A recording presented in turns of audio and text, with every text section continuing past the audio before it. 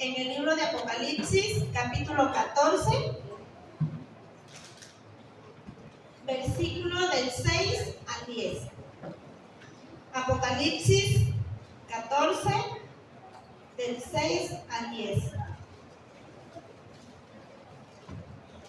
Dice así: en medio del cielo vi volar otro ángel que tenía el evangelio eterno para predicarlo a los habitantes de la tierra, a toda nación, tribu, lengua y pueblo.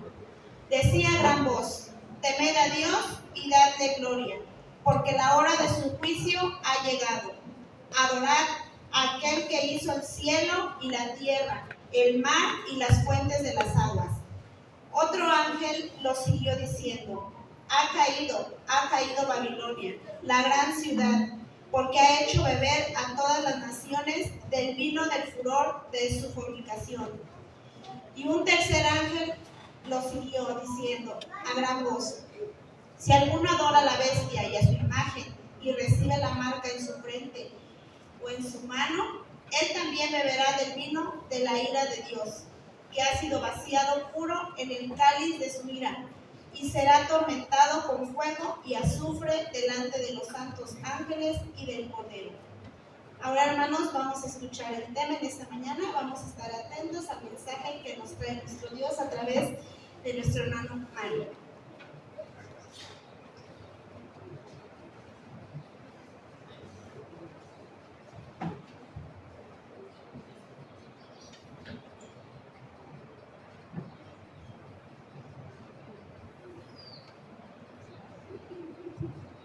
¿Me pueden dar señal de la computadora, por favor?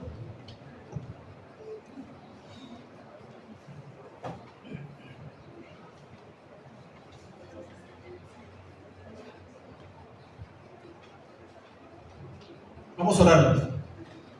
Misericordioso y buen Dios, solamente te pido, Padre, en este momento que tu nombre sea exaltado en Cristo Jesús. Amén. ¿Pueden tomar asiento, hermanos? Feliz sábado. Hermanos, los versículos que leímos hablan del mensaje de los tres ángeles, pero hoy quiero que nos concentremos solamente en el mensaje del segundo ángel. Apocalipsis 14:8 dice que ha caído Babilonia. ¿Quién es Babilonia, mi querido hermano? Babilonia viene de la palabra Babel, que significa confusión.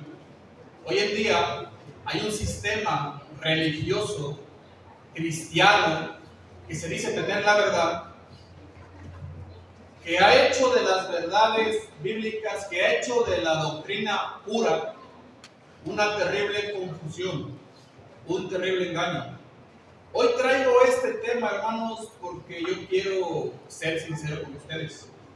Cuando yo tomé la decisión de bautizarme, y sé que muchos han tomado esa decisión, alabados al nombre de Dios por ello.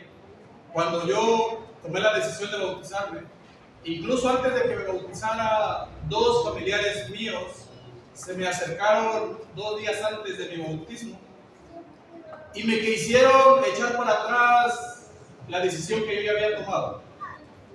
Fueron conmigo a debatir, fueron conmigo a decirme que cómo podía yo ser engañado, que cómo podía yo traicionar la fe de mis padres, que estaba yo mal, y entre otras cosas.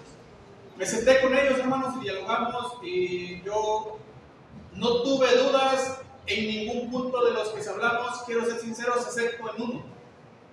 Hubo un punto de la Biblia, hermanos, que yo en ese momento no lo pude debatir.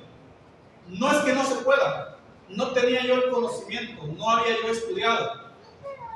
Pasó el tiempo, me bauticé, y como al mes yo le pregunté a un hermano estudioso, a un hermano consagrado, a un hermano líder que predica, y la respuesta que me dio, hermano, no me llenó. ¿Sabes a qué versículo me refiero? Es donde Jesús le dice a Pedro: tú eres la piedra. Eso yo lo entiendo perfectamente. Lo que no entendí fue la parte donde le dice: y a ti te daré las llaves del reino de los cielos. Cuando yo le pregunté al hermano, simplemente me dijo: no, pues se las dio, y no podemos hacer nada contra ellos. Se las dio y así es. Hermano, yo no me quedé pleno, no me quedé, sentí que algo más había ahí.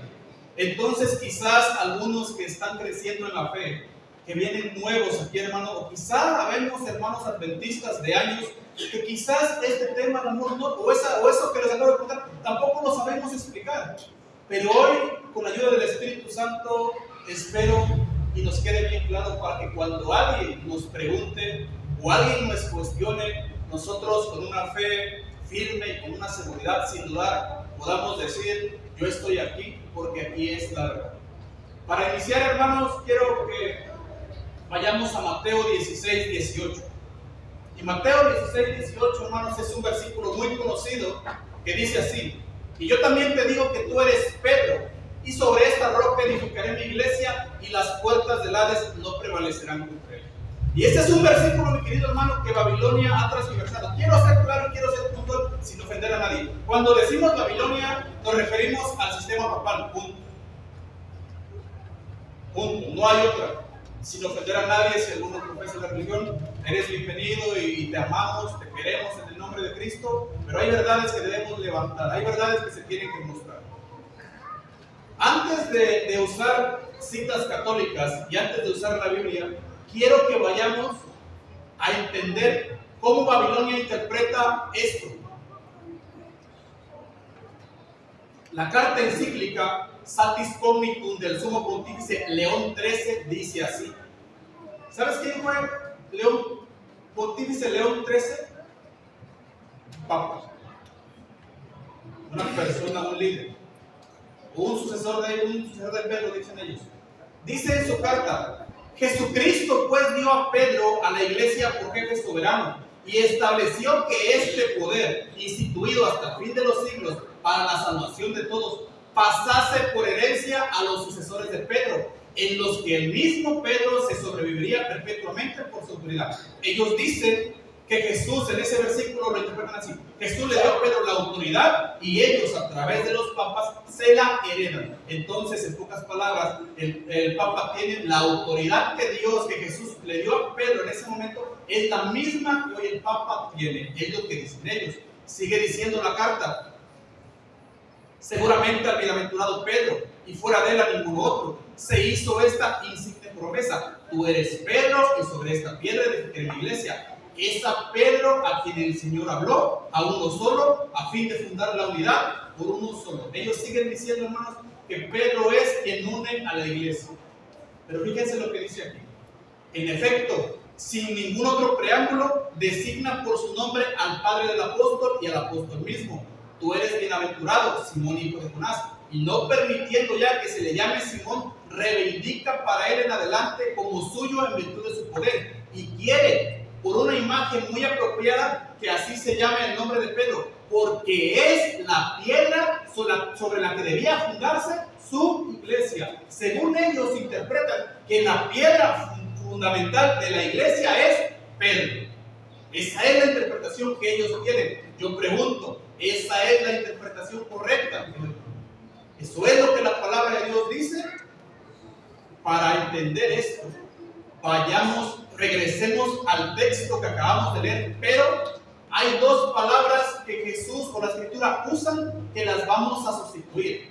Dice: y yo también te digo que tú eres Pedro.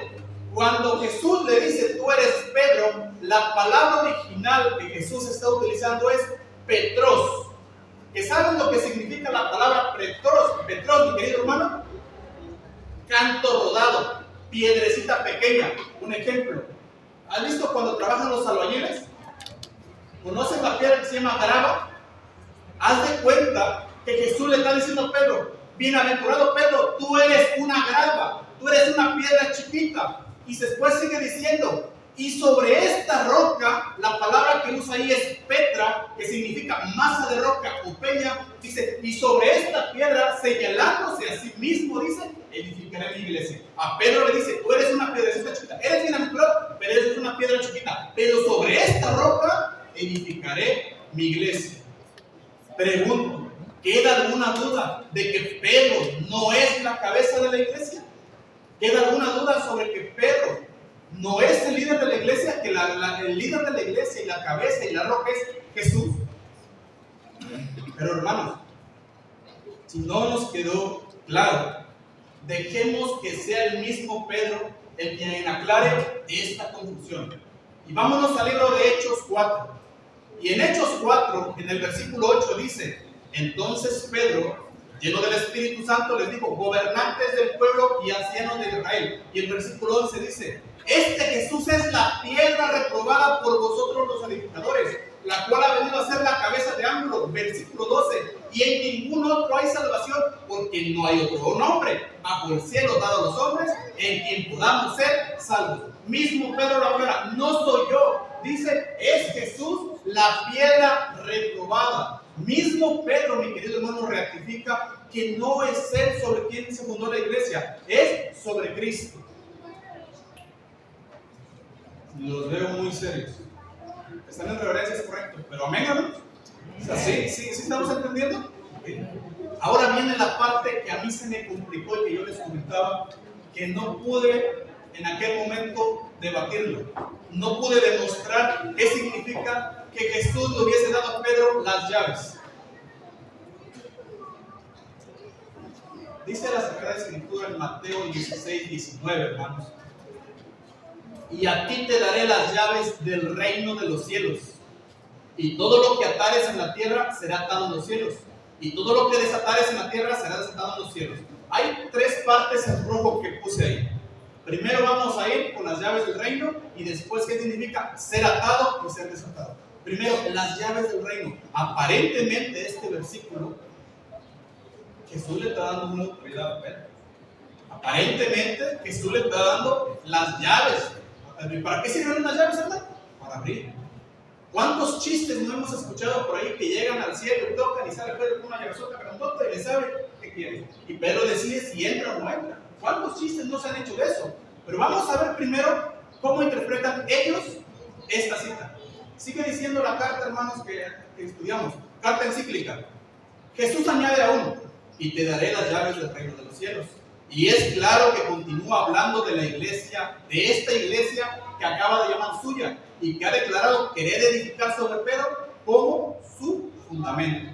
Sigue diciendo: la iglesia ofrece en efecto la imagen no solo de un edificio, sino de un reino.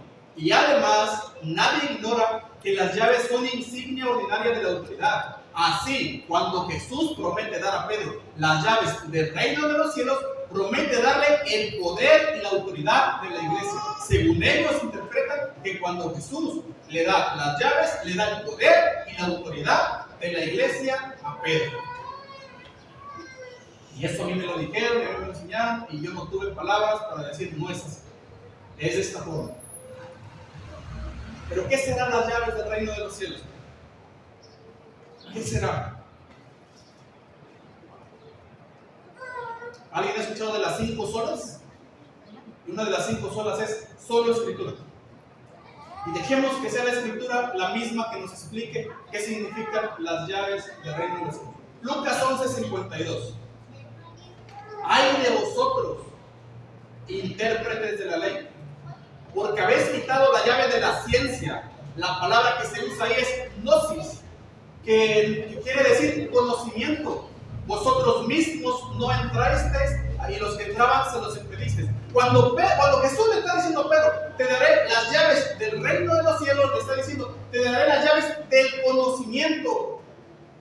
Te daré las llaves para que tú conozcas todo lo que tienes que hacer para entrar al reino de los cielos. Y sé que estás dudando porque yo dudé la primera vez, pero fíjate lo extraordinario que lo explica la hermana White. Cuando lo escuchemos lo que la hermana White explica, hermanos, no te va a quedar ninguna duda.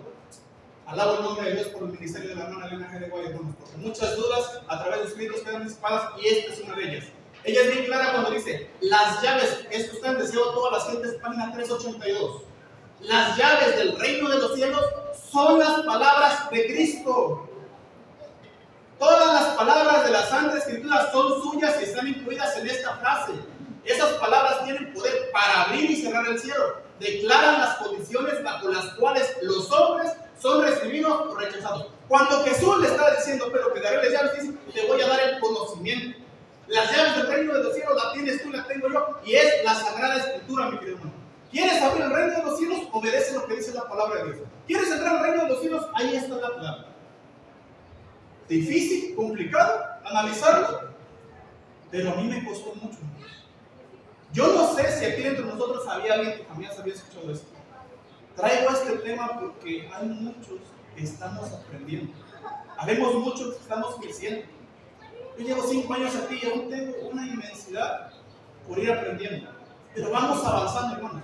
Y espero a la gente nueva, a nuestros hermanos en Cristo, bebés, que este tema sea de bendición, porque te vas a encontrar allá afuera con alguien que va a atacar tu fe, con alguien que te va a decir no es así, con alguien que te va a decir es por acá. Y la hermana Juan sigue diciendo, así la obra de aquellos que predican la palabra de Dios tiene valor de vida para vida o de muerte para muerte. La suya es una misión cargada de resultados eternos. Ojo con los predicadores, hermanos. Ojo con que nos subamos y empecemos a tergiversar las escrituras, porque dice que los resultados pueden ser eternos. Si tú das una buena predicación, si tú enseñas la verdad, si tú das un estudio y muestras la verdad, personas van a tomar decisiones para vida eterna. Pero si tú transfieres la escritura, la equivocas, la manipulas y la predicas de una forma equivocada, vas a confundir a la gente y esa gente va a tomar decisiones equivocadas para muerte eterna. Por eso, cuidado cuando expresemos la palabra de Dios. Pero otra parte, hermanos, que venía en la escritura que también es complicada, es la parte donde dice, y todo lo que atares en la tierra será desatado en el cielo.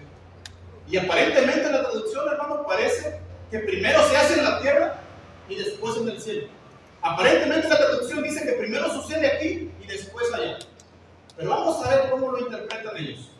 Sigue diciendo la carta encíclica. Lo que sigue tiene también el mismo sentido. Todo lo que atares en la tierra será también atado en el cielo. Y lo que desatares en la tierra será desatado en el cielo. Esta expresión figurada, atar y desatar, designa el poder de establecer leyes y el de juzgar y castigar. Así lo interpretan ellos. Dicen que tienen autoridad para juzgar y para castigar. Y esa autoridad la tiene Pedro. Siguen diciendo ellos. Y Jesucristo afirma, quiero que pongan mucha atención en esto que ellos dicen. Quiero que pongan mucha atención. Dice, y Jesucristo afirma que este poder tendrá tanta extensión y tal eficacia que todos los decretos dados por Pedro serán ratificados por Dios. Ellos dicen que todo lo que Pedro diga, Dios lo va a ratificar. ¿Así es, hermano? No. Dios dice y tú y yo ratificamos.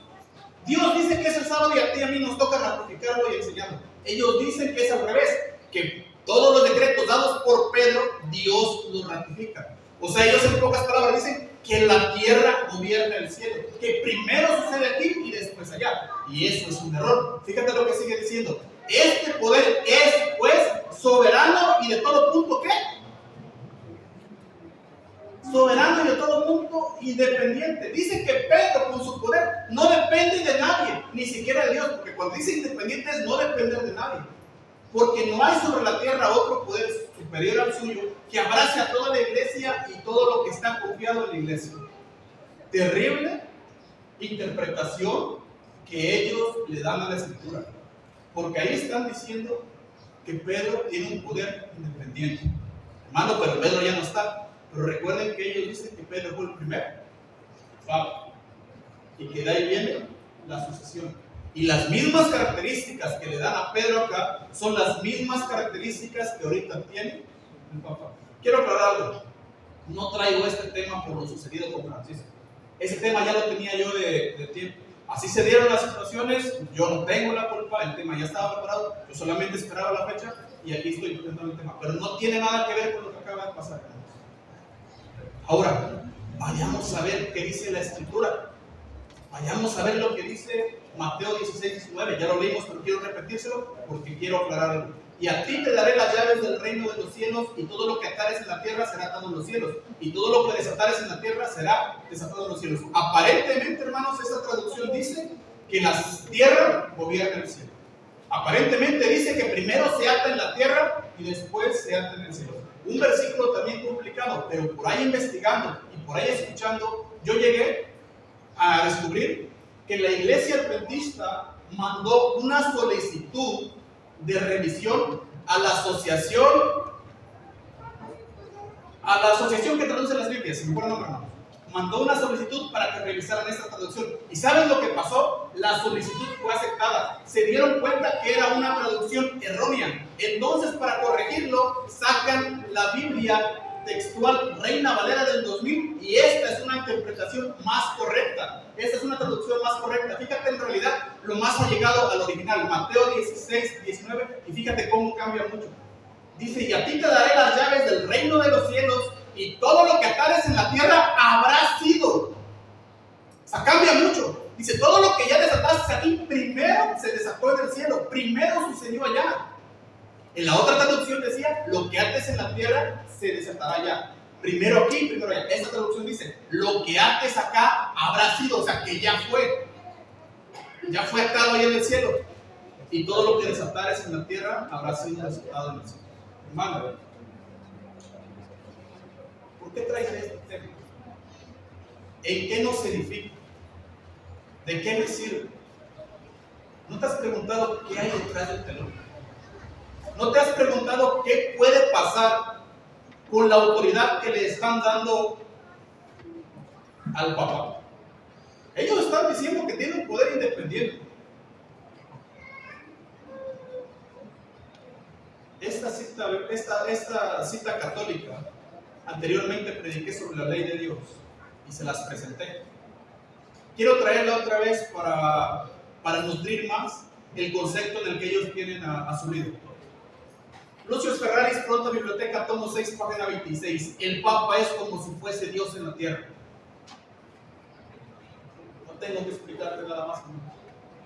Lo que ellos, el concepto en el que tienen a su líder religioso, simple y sencillamente lo ponen a la par de Dios, cosa que eso no puede existir, cosa que es una blasfemia porque solamente tenemos un Dios. Esto no puede existir. Para avanzar, hermanos, quiero que leamos esta. Esta no se las traje la última vez y esta hoy que la encontré, la verdad, me dejó muy impactado. Porque está pasando, porque es la realidad. Pedro de Rosa, Vicario de Cristo, página 71, fíjate lo que dice. Si el Papa errara, si el Papa se equivocara imponiendo pecados y proviendo virtudes, fíjate que si eso pasa, ¿qué hace la Iglesia? La Iglesia estaría obligada a considerar que los pecados son buenos y las virtudes son malas. Te lo traduzco. Dicen ellos que si el Papa se equivoca diciendo que los pecados son buenos, la Iglesia está obligada a aceptar esos pecados. ¿Es algo terrible o no es algo terrible? ¿Ya está pasando o todavía no está pasando? Dios dice que es el santo día. Ellos dicen que es el domingo. Y porque a Él lo tienen como la máxima autoridad, la Iglesia lo obedece. Sin importar que la Escritura diga que es sábado. Porque ellos tienen un decreto o tienen una regla que dice que lo que Él diga es como si mismo Dios lo estuviese diciendo. Es algo bien terrible, hermano. Pero ¿qué dice la Escritura? Eso es correcto. Es correcto que alguien venga y ahora nos diga, ya cambiaron las cosas, ahora ya es diferente. Fíjate lo que dice Isaías 5:20. Hay de lo que a lo malo dicen bueno y a lo bueno malo. Que hacen de la luz tinieblas y de las tinieblas luz. Que ponen lo amargo por dulce y lo dulce por amargo. La palabra de Dios dice que no puedes poner lo amargo por dulce. Dice, ay de ellos. Cuando es un ay, es un ay. Algo va a pasar. Pobrecitos de ellos, si yo quiero decir, hay pobres de ellos que se atreven a transversar la ley de Dios. Eso es lo que los católicos dicen. Eso es lo que Babilonia interpreta, hermano. Pero ¿qué hay en los protestantes? ¿Sabes cómo nació el protestantismo, hermano? Martín Lutero se levantó precisamente de ver las injusticias y la forma en que el sistema papal transversaba la Escritura. Y entonces Martín Lutero agarra y se levanta y dice, no es así. Y entonces saca las tesis y dentro de ellas sacó las 5 solas. Entre ellas es solamente la Escritura. Pero ¿qué es lo que dicen los protestantes? Siguen protestando, se siguen levantando, siguen diciendo que ya no es así. Fíjate lo que dice un protestante. Los cristianos necesitan despertar y darse cuenta que se les ha dado mucha más autoridad de la que habían imaginado. Fíjate lo que dice. Ya no es cosa de una oración por la cual clamamos. Más bien es cuestión de levantarnos en el poder, en el nombre de Jesús y decirle al demonio lo que debe hacer. Ellos, es muy similar su postura, hermano. La Iglesia Católica dice que primero se ataca. y después allá. La Iglesia Católica dice que Pedro tiene un poder independiente y que él manda y que Dios ratifica. Ellos dicen que ya no es cuestión de clamar por una oración chiquita. Dice que ahora es tiempo de levantarte y ordenarle al enemigo lo que debe hacer. ¿Tú crees que el enemigo te va a hacer caso? ¿No va a hacer caso? Hermano, yo te voy a decir algo. Me ha tocado como líder de iglesia ir a visitar personas que están batallando por un ataque del enemigo. Y antes de yo caigo de rodillas y yo le digo, tengo miedo de ti. No quiero ir solo. Ten misericordia de mí. Porque a mí el enemigo, bueno, me ataca y me hace pedazos. Yo contra él no puedo. Pero los protestantes dicen que tú debes de levantarte y decirle a Satanás lo que debe de hacer. ¿Qué crees que te va a hacer caso? No te va a hacer caso. El único que ha vencido, que venció y que sigue venciendo y que vencerá por la eternidad al enemigo es Cristo Jesús. No hay más. Cuando tú lo quieras enfrentar, pide el poder de Jesús. Pide que Él te defienda. Porque tú y yo contra el enemigo no podemos. Fíjate lo que sigue diciendo. Cuando nuestra pronunciación trasciende el campo de las regiones celestiales, llega a las regiones celestiales, lo escuchan los ángeles de Dios y ejecutan su palabra. Ellos dicen que cuando tú oras y llega al cielo la oración, inmediatamente los ángeles vienen. ¿Es así? Pareciera muy bonito, pero no es así, hermano. Cuando tú oras, Dios te escucha. Y depende de tu oración, recuerda que en la fe de Jesús viene que Dios contesta de tres maneras. Cuando la petición y la necesidad es urgente, en ese momento Dios manda ángeles a auxiliarte. Hay veces que Dios te dice la enfermedad, espérame, te voy a ayudar, pero tantito me esperas. Y hay veces que tú pides y Dios sabe que esa petición no te va a ayudar, no te va a justificar y definitivamente te dice, no te voy a ayudar en eso. No te lo voy a conceder. Es así como funciona la oración, pero ellos dicen que cuando tú oras, los ángeles vienen rápido a auxiliarte. En pocas palabras, le están quitando autoridad a Dios. Y ellos dicen que nosotros somos los que ya tenemos la autoridad. Ellos dicen que nosotros ya mandamos al diablo. Te voy a ser bien sincero. Yo no puedo contra el enemigo, pero todos los días yo clamo a Dios por su ayuda para que Él sea mi escudo protector, que Él sea mi roca. Hermano, ¿qué hay de esto? ¿Por qué esta terrible confusión? ¿Por qué está pasando esto? ¿A dónde nos puede llevar esto, hermano? Ya analizamos en qué concepto ellos tienen a su vida. Cuando yo entré a la iglesia o cuando yo empecé a escuchar de la ley dominical, que soy sincero, yo pensé que era como un cuento de hadas. Yo pensé como que era algo muy lejano y que no existía, como que no había lógica. Yo dije, mis hermanos adventistas tienen mucha luz, pero en ese punto están muy errados. Son muy extremistas. Están muy fuera de lugar. Pero dándome cuenta de la postura en que ellos tienen a su líder. Cuando su líder se levanta, cuando su líder diga, lo vimos hace rato, cuando su líder diga, es momento de unirnos en el ecumenismo y todos vamos a ser un solo pueblo y una sola iglesia. Y cuando eso se decrete, así como lo tienen por Dios a Él, cuando digan, y quien no quiera, so pena de muerte, nos van a perseguir. Nos van a perseguir. Porque para ellos, su líder es como si fuese Dios. Cuando el líder le diga a su congregación,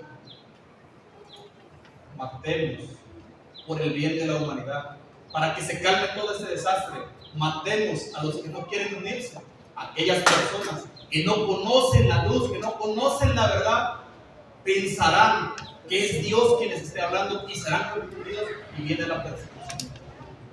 Pero Pedro no es la roca eterna. La hermana White, te invito a leer el deseo de todas las gentes. La hermana White, el deseo de todas las gentes, explica bien hermoso quién es la piedra angular. Dice la hermana White que eran los tiempos de Salomón. A David no le permitió construir su templo, aunque David fue persona llegada a Dios y obediente. No le permitió porque él usó espada y su espada pues usó sangre, pues derramó sangre, pero le dijo, pero será tuyo. Y cuando se empezó a construir el templo, hermanos, dice la historia que había un punto, los que saben de construcción saben que debe de haber un buen cimiento para que las columnas queden bien protegidas, bien cimentadas. Había un punto donde era el lugar exacto donde la piedra que sería colocada ahí iba a cargar todo el peso de la iglesia, todo el peso del templo. Había un punto, tendría que ser una piedra especial. Empezaron a buscar los edificadores, empezaron a buscar y encontraron una piedra como esa que ven en la imagen, una piedra un poco rara, un poco deforme, un poco sin chiste. Y dijeron, ¿será que esta piedra no sirve? Y la empezaron a arrastrar, hermano, la empezaron a llevar a las columnas, la empezaron a llevar allá para edificar. Pero a medio camino dijeron, no, esa piedra está muy fea, esa piedra está muy deforme, esa piedra no nos va a servir. Dejémosla a un lado y busquemos otra. La hicieron a un lado, hermanos. Y empezaron a buscar por allá, empezaron a buscar por acá, y traían una y traían otra. Y no quedaba en el lugar, no pasaba las pruebas. Y pasó el tiempo, y yo pienso que se empezaron a desesperar y empezaron a desanimarse y volvieron a ver la piedra que habían hecho a un lado. Y dijeron, ¿será que esa piedra nos puede servir? ¿Será que esa piedra ocupará ese lugar? Pues vamos, pero hay que hacerle las pruebas. ¿Pero qué más pruebas quieren? Miren, ya lleva ahí mucho tiempo. Ya le llovió, ya le pegó el sol y sigue intacta. La llevaron, hermanos. Cuando lo colocaron, dice la hermana Juárez, que fue como anillo al dedo, como dicen por ahí. Fue perfecto, hermano. Pero la piedra angular que se colocó no fue Pedro. La piedra angular que se colocó ahí es Cristo Jesús. Esta iglesia, el pueblo de Dios, no está sobre Pedro, estamos sobre Cristo. Alabados al nombre de Dios por ello, hermano. Yo pregunto, ¿habrá alguien en esta mañana, mi querido hermano, que quiera dejar todas sus cargas, todos sus dolores, todos sus pesares, todas sus necesidades, no en Pedro? Porque Pedro también, como tú y como yo, necesitó de un Salvador. ¿Habrá alguien que quiera dejar todo en las manos de Cristo Jesús? ¿Habrá alguien que en esta mañana le quiera decir, Señor, yo quiero mantenerme firme sobre la roca eterna? Yo quiero que en estos tiempos, cuando venga el zarandeo, cuando vengan los tiempos difíciles, cuando venga la persecución, yo quiero estar firme sobre la roca que eres tú, Cristo Jesús. ¿Habrá alguien que se quieren poner de pie? Vamos a finalizar, vamos a pedir en cabina, hermano, que nos puedan. El himno 401.